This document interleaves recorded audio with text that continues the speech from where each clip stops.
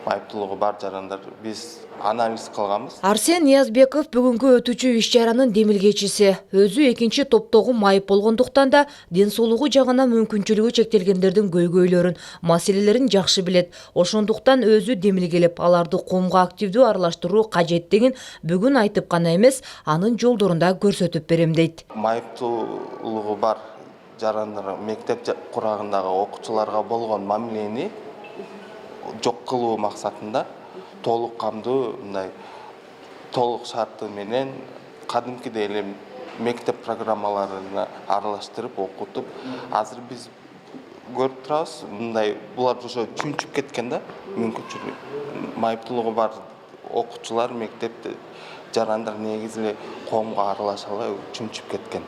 Биз ошону жокко чыгарып, ошондой эле коомдук иш-чараларга кадимкидей эле, мисалы жакында эле шайлоо өттү, ошо шайлоого дагы өзүнүн болгон мүмкүнчүлүгүн пайдаланып, болгон шарттарды түзүү максатында ушул иш-чараны бүгүн баштадык. Аярлуу катмар деп аялуу караган көз караш көбүнчө аларды чүнчүтүп жибериши мүмкүн. Ошондуктан аларга болгон мамиле толук кандуу мүнөздө жүргүзүлүшү керек. Маселен, ден соолугун чыңдоо, бекемдөө жагында дагы. Дайыма биз бекер консультация беребиз, аларга күн помоштон дарыларды жазып беребиз.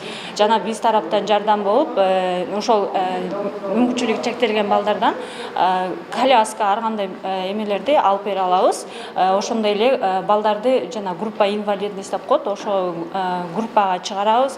Анан биз постоянно бизде алар көзөмөлдө болуп турат. Аймактагы демилгелүү жаштарды аракетин айыл өкмөт да колдоого алып, катышуучуларды уюштуруп беришкен. Аларга болгон жардам ар тараптан көрсөтүлүп турат.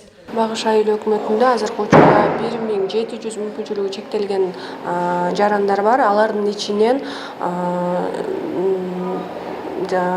башка бирөөнүн камкордугуна муктаж деген жеке ассистент деп коет. Жеке ассиstenттер 55 жеке ассистент бар. Аларга камкордук айыл өкмөт тарабынан жардам берилип турат. Анан Сузак райондук эмгек социалдык камсыздоо кызматкерлери келип мониторинг жүргүзүп турат.